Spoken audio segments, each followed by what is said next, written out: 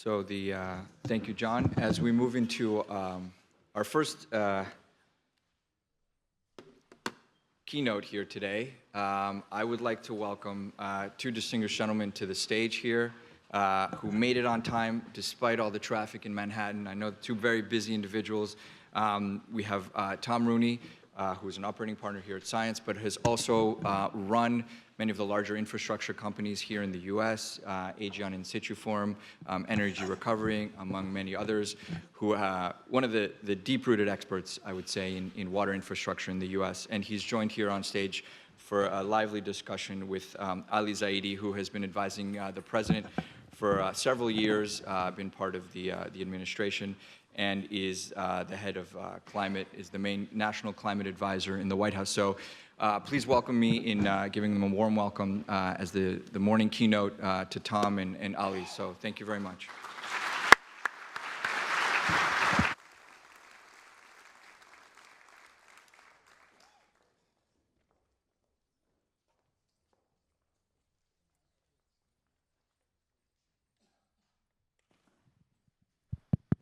Well, good morning to everybody, and can you hear me up there?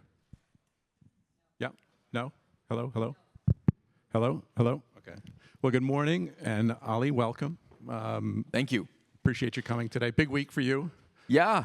I mentioned to Ali, I thought I got up early this morning at 5:45, turned the television on, and the interviewer said, yeah, and next up we've got President Biden's national advisor on climate affairs. I said, what? And so we're fortunate Mr. Zaidi's been up early and has decided to be with us today. So we're fortunate in that regard, but welcome today. Very grateful to be here.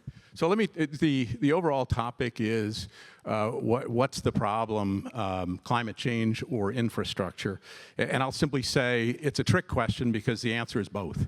And as we were recently talking, it's both because both are huge problems, but more menacingly, they interact with each other in a really caustic way. So that's the subject for today. We're going to keep this lively, I hope. And with that, let me turn it over to you. Yeah, well, I'm really grateful to be here at Columbia and unintentionally have shoes that match the auditorium, so that's a plus. I'm particularly grateful to be here with Manuel, who's been, I think, a visionary in this space, like you, sounding the siren for decades. Unfortunately, a lot of folks have had their noise-canceling headphones on when it comes to water, but it's creeping up on us. The president likes to say reality has a way of intruding, and we see the reality on water intruding in a way that's accelerated by the climate crisis. The way I think about it is we've got the intertwining issues of water quality and water quantity. When we take on the climate crisis, we think about the quantity issues in terms of too much water. This administration has been on a breakneck pace to make sure that we're doing everything we can to tackle the risk associated with floods and excess water, whether it's through standard setting or historic investments in flood mitigation. We've also taken on the threat associated with not enough water. The Colorado River Basin, up until last year, was in its driest period in 1,000 years. You all know this. But what I'm hopefully get a chance to talk about is how we've brought stakeholders together to break the fever a bit and put ourselves on a more stabilized pathway through 2026, and hopefully with the tools and building the muscle memory to be able to tackle the issue going forward. The second sort of big bucket of water is the set of issues associated with making sure that we have good jobs and just outcomes. I think the way to build the political economy around tackling the issues of water in our infrastructure and in our communities is to help people understand the economic upside. This is the playbook we've deployed in climate more broadly. Instead of complaining about all of the challenges we face, we've tried to open people's eyes to the economic opportunity if we get this right. I met with home builders 2 weeks ago, CEOs of the largest home builders in the United States, and one of the top issues they flagged for me, water infrastructure, and how they're getting stuck with the bill for the entire aging system when they try to put a few thousand more units on. So there is a way for us to frame this that connects back to the economic topics that are very much front of mind for the American people. And on justice, look, I think there are folks who've done an incredible job of starting to open our eyes. I say starting because I don't think the task is done, to the inequities here in the United States and around the world, where the legacy disparities are getting worse because of the stressors that come from climate change. The arsenic that was in the well is more concentrated now because of climate change. The performance of the wastewater systems worsened because of the new precipitation patterns unleashed by climate change. So those are intertwining issues, jobs and justice, but they give us, I think, the code to be able to finally accelerate in the way we need to. And the last thing, and I'm sure we'll touch on this, so I won't belabor this, is I think the deficit of investment and the deficit of innovation in this space. And I don't say this to say that there aren't smart people or wealthy people staring at water. I just don't think they've jumped into the deep end yet. That's great. Thank you. So, Ali, you're known as an expert in the arena of policy. You work at the White House. And so, as we all know, that's sort of the nexus of policy and politics, right? And as was mentioned earlier, I've been in the water space on a global basis for more than 20 years. And I've sat with the mayor of Atlanta, and I've sat with the prime minister of India. And they always tell me no one gets elected for fixing for fixing things you can't see. And that would include water infrastructure. I was literally told by a large mayor, I can get elected putting one more park in a city that doesn't need a park than I could $1 into the water infrastructure space. And I was literally told the same thing by Momar Singh in India. So my question is to you, you're an expert in the area of policy. You have the ear of political leaders. There's a real challenge because people don't understand the value of water until they lose it. And if you go back to Maslow's hierarchy of needs, our basic needs as humans are food, water, and security, right? And climate change, wreaking havoc on water infrastructure is hitting right at that. Yet we don't have people willing to cast votes to pay for money to handle the water infrastructure issue until they run out of it. You only have to look at Jackson, Mississippi 2 years ago, a capital of a state in the United States, not a third world country. Good people, infrastructure, massive climate effects, complete and calamitous loss of water. And of course, people play Monday morning quarterback and say the woulda, coulda, shouldas. You got the red side, the blue side, the rich side, all kinds of things. So back to policy. So with that as a backdrop that voters and human beings don't value water, and therefore politicians are not motivated, if you will, motivated but not motivated enough. How do you sit at that? How do you come at that from a policy standpoint to create what I would call enduring solutions? Because short-term solutions for a long-term problem like infrastructure would be like spinning wheels, right? And where we sit today, there'll be a new administration, a red administration or a blue administration, but there'll be a new one. There'll be new thinking and things like that. How do we go about policy? Since you're a policy expert, how do we create policy that gravitates to politicians and endures over time?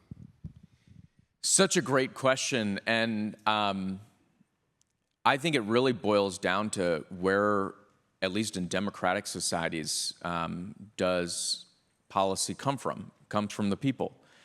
So you have to build a value proposition that's going to unlock the political economy to get the job done. And I'll give you a few examples. The State of the Union address, big night for the President of the United States. And for the First Lady, there's this box where they invite the stories of people who represent really the best of America. Stories meant to inspire additional action.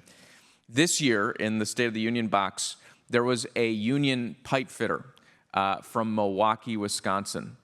And I share that example because there might be a lot of people who say, I don't know what's going on the other side of the tap, and I don't know that I'm going to go cast a vote based on what I've heard about the lack of investment and the inefficiency of the system and the water loss in the pipes and so on and so forth. But boy, people will vote to make sure that we are creating opportunities for workers to sign up and join the American middle class. So that's one way you build the opportunity. I think the second example to me is tying back to the climate crisis, which is getting a ton of attention. If you look at all of the venture money that went into water, 1.2 billion, I think, last year, 1.8 billion the year before, those are peak years for water VC, but that's 2-3% of climate venture funding, and it's a fraction of the overall venture market. Here's how I think you can improve the investment proposition. And I actually did this in a past life. I was a pro bono advisor to someone who has gone on and done amazing things. This young person came to me and said, hey, I've got this startup, and I'm focused on using satellite data in a AI-enabled fashion to help farmers, especially in the Global South, conserve water. And I said, that's amazing. That's a solution to a global problem. Here's what I'd recommend. Does the satellite also figure out how much, by helping them conserve water, you help them reduce carbon emissions, improve the sink quality of the agriculture? And he said, yeah, but that's an ancillary thing. Turns out he ended up raising money as the guy who delivers climate-smart agriculture. And I think when you look at wastewater treatment, N2O is a massive part of that equation. Methane and water treatment, another big part of the equation. We can help accelerate, especially early stage investment into water, if we tie it to, I think, the grand challenge that has captivated capital attention, and that's the challenge around climate. And then finally, look, political economy is grounded in coalition building. And, as vivid as the maps are, as vivid as the charts and graphs are about the deficit, that storytelling of Jackson, Mississippi, or the storytelling a friend of mine, Catherine Flowers, has done about the rural South and the need for environmental justice investment, that's absolutely critical. But if we are able to, one, connect this to good jobs and the chance to build the middle class, two, to help connect this to bigger opportunities, whether it's to climate or, frankly, to manufacturing. I met with machinists in York, Pennsylvania, who are manufacturing small conduit hydro. Maybe you don't care about the small conduit hydro, but you care about the folks working to make it.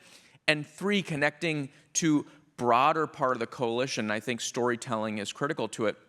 If we do those things, we bend the curve, I think, on the essential ingredient to solving America's water crisis, and hopefully do it in a way that the playbook is exportable, and that is boosting the political economy. That's great, thank you. So changing direction slightly, in the room here today, we have some towering academic minds. We're sitting here right now at one of the finest universities in the world. We also have governmental interests, well represented, and we have business interests, capitalism. And when I think about the United States, we've got the strongest military the world has ever seen. We've got the greatest form of governance in democracy, and candidly, I'm unabashed capitalist, so I'll say we also have the strongest industrial and capital engine the world has ever seen. As we look at these gigantic challenges, it seems to me that the United States has to bring to bear everything that it has, because unfortunately we've waited more than a generation to attack these problems. So knowing that we have brilliant minds thinking about technical solutions and so on, and we have the wonderful support of government leaders and policy leaders, what do you think and how do you see the role of capitalism? And I say that because 5 years ago, one of the investments that we made was to go into a business where we actually bought regulated water utilities. And I was very fearful because 20-something years ago, Enron privatized big parts of the electrical grid and really soured everything. So as we went into it, I had this nightmare scenario. We would be perceived as Wall Street abusing Main Street when raging capitalists from Wall Street buy sacred water utilities. What's interesting is, roll the clock 5.5 years forward, we've done 200 acquisitions of water utilities, and we've improved more water utilities in the United States than has ever been done. So there are ways to get it done, but we tiptoed on eggs the whole way for fear that it would be Wall Street abusing Main Street. So my question back to you is, if we're going to collectively solve this, how do you, from the government standpoint, policymaking standpoint, how do we more unleash the private sector? Because if the guardrails are there for good actors to do good, raging capitalists like myself will do so. But I think we have kind of a messy situation. How do we fix that, and how do we bring to bear everything that the United States has? Look, there's, I think by PIMCO's estimate, $6 trillion of cash sitting on the sidelines right now. And yet, as a world, we face down a crisis on energy that puts too much pollution in the sky, and water that still carries too much pollution to our faucets and our taps. That's a big problem, but we've got, I think, the means to be able to address it. And I think capitalism very much can and should be the engine to help us solve those problems, but it's got to be capitalism well regulated and with both clear goals and accountability. So I give you the example of some of the challenges we're having with water quality in the United States.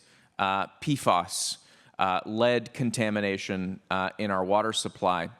I think if you've got private entities pushing for the sort of standard setting that the Biden-Harris administration has done, for example, the first ever drinking water standard on PFAS, the hopefully soon to be finalized lead and copper rule, private entities stepping in to be for the accountability measures, I think buys them a lot of social license.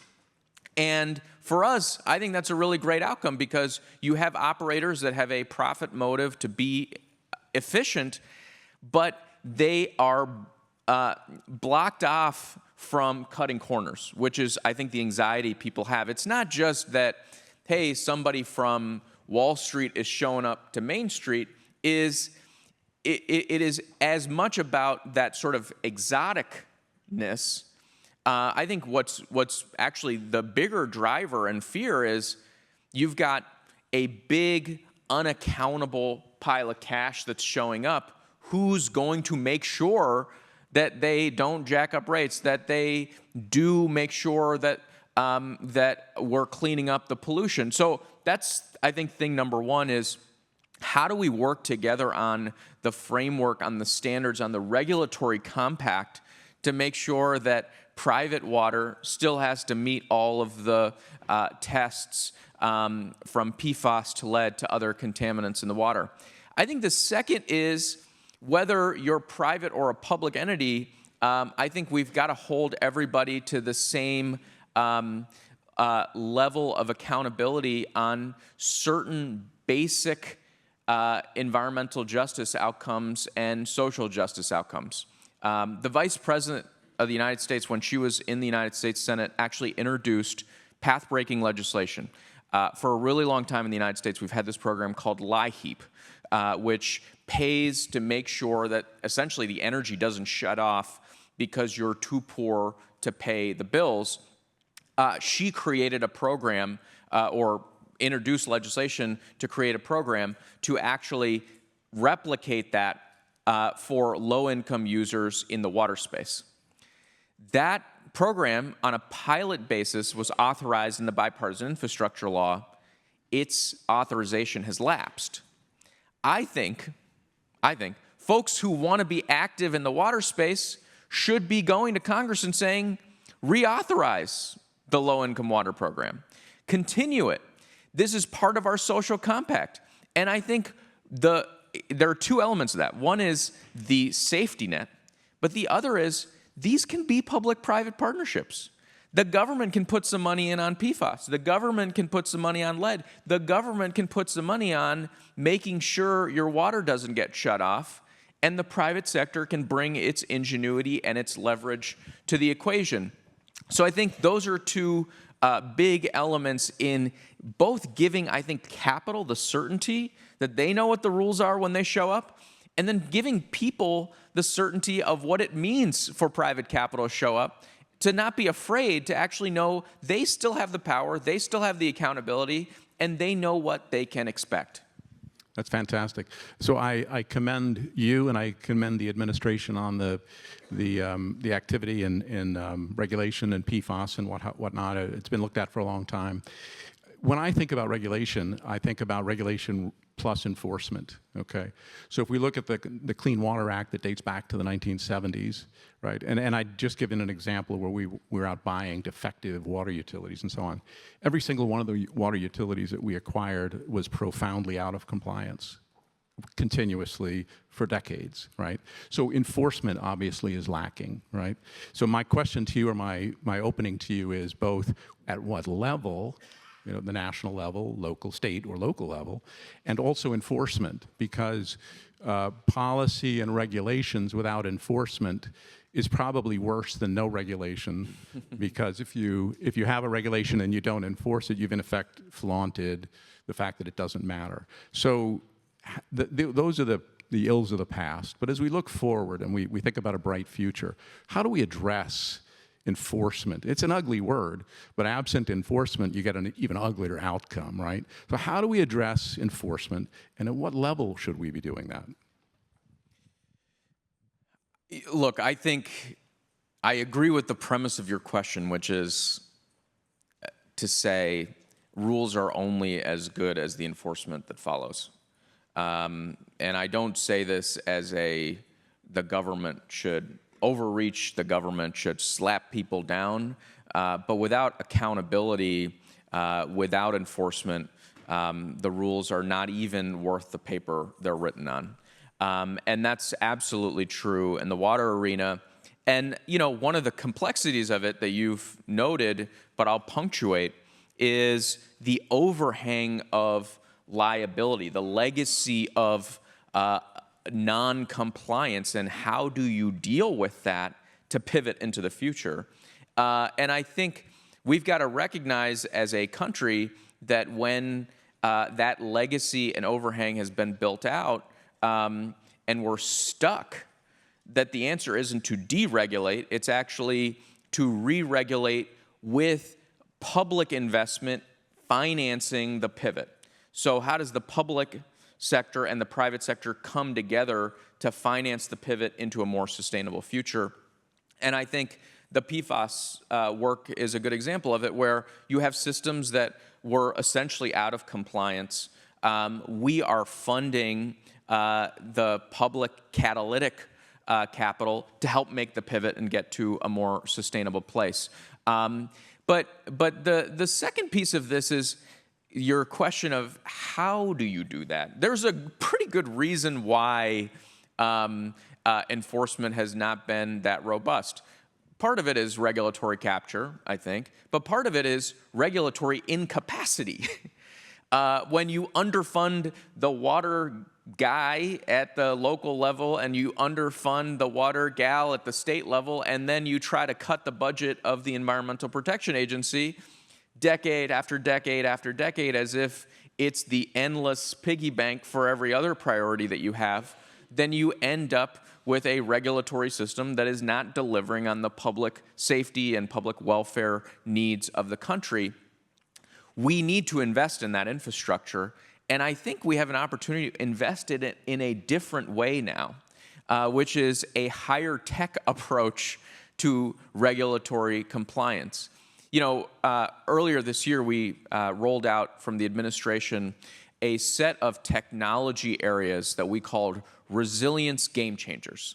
That if we could surface breakthroughs in these areas, we would be in a much better place, not just as the US, but as the world in adapting to the challenge posed by climate change. And in the water arena, there were a few different areas, all of which are incredibly exciting. Enhanced aquifer recharge, potentially a massive breakthrough area, and a place where I think we've got the technology tire tracks to make progress. Advanced desal and water recycling. Another, I think, critical area where we're not just having a conversation about management and conservation, but also about production of drinking water. Much easier to balance the equation when you actually can bring new supply to the table. But a third place where we put forward a big push is smart water infrastructure. And that's sensors, that's data, that's networking, that's harnessing ML and AI for decision makers and for breakthroughs.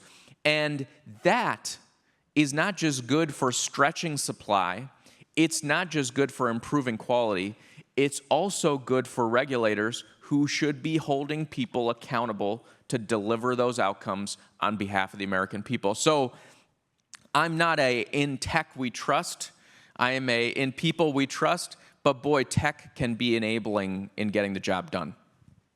I totally agree. I'm not a tech bro either, but and my gray hair would suggest I'll never be a tech bro.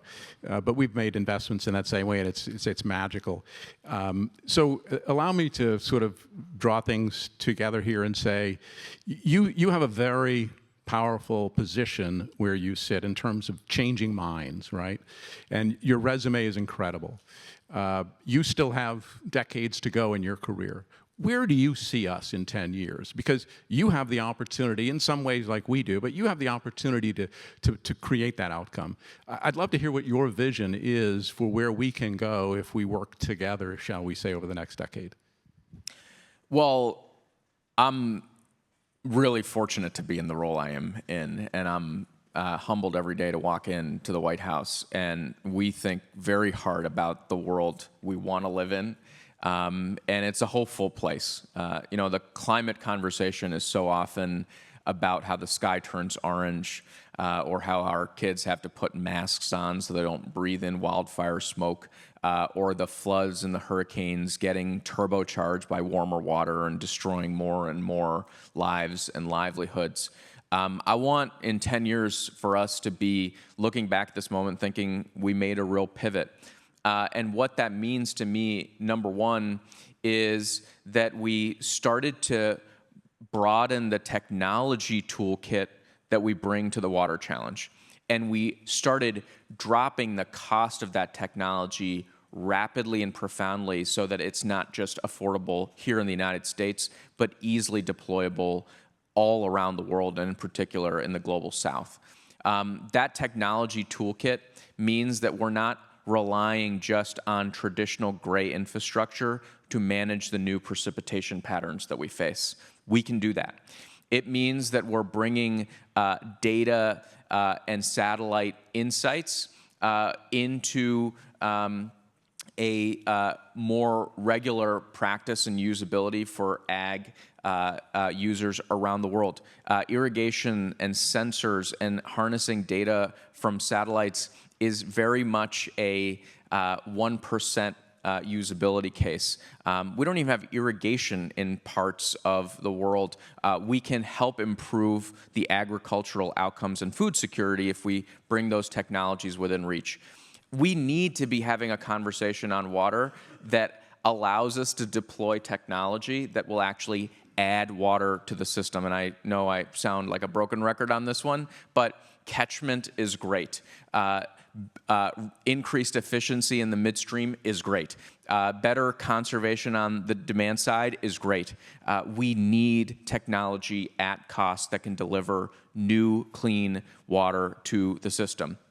And I think part of this is reliant on democratizing the economic upside. And this goes to the political economy point. 10 years from now, I hope that the water conversation looks a lot like the clean energy conversation is starting to look like in the United States, where you know the folks who are manufacturing the technologies. You know that the infrastructure is being built out with really strong community benefit agreements that are returning a lot of value to the communities.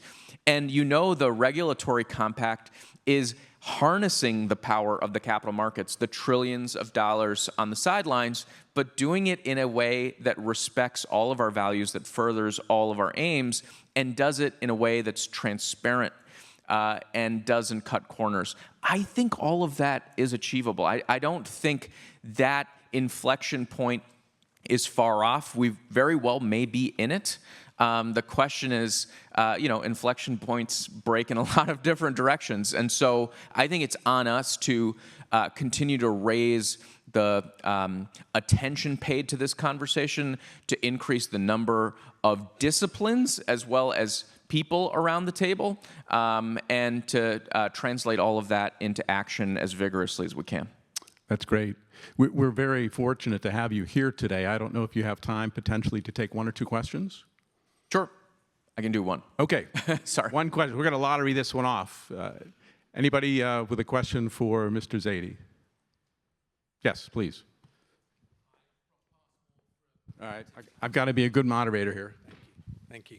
It's Rob Passmore. I'm from the UK, where we are looking at national regulation to bring in continuous water quality monitoring across our rivers, which includes sensors and satellite observation up and downstream of all water company assets. There's only 10 water companies in the UK, which is a very different situation to the US, but it's leading the world, I think, at the moment in terms of taking a environmental approach to water as an asset and a resource. How can we bring that kind of model to the US? How can we bring that kind of transparency and unlock the kind of insights that monitoring can bring? Thank you. That's a great question, and we started to answer it in the bipartisan infrastructure law that we passed now 2.5 years ago. In the bipartisan infrastructure law, we increased dramatically our funding for the Water Sense program, which helps build out markets on the demand side. And I think that's an important element to feed into really making the case for the investment in the first place. Right? If you're going to put a bunch of sensors out, you want to know someone can monetize it. And I think the market development that the Water Sense program has been doing in the United States is really meaningful.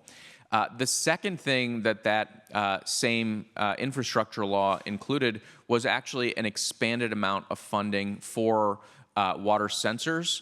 And the first time ever that I know of in a law passed in the United States, a call out to build an Internet of Water here in the United States. So that was not the conclusion, but we're well past Chapter 1. And just a note of public service to everybody in the room who doesn't follow legislation the way I do, a lot of the infrastructure law provisions expire in 2026, which means the nation has an opportunity to have a question about how to, a conversation about how we turn the page and go to the next chapter and move forward. So I think that's brilliant. And, you know, in the U.S., a lot of the environmental statutes that we implement are statutes from the 70s and 80s. And so we live in a world of tackling ambient pollution because we didn't know how to pinpoint where it was coming from. Game's changed, but the law hasn't. So it's time to catch the law up to what the technology enables us to do. Better enforcement, better accountability, monetization of full value, helping lift more people up into economic opportunity. Thank you, Ali Zaidi. And we're very fortunate to have him here today, so a quick round of applause. Thanks so much.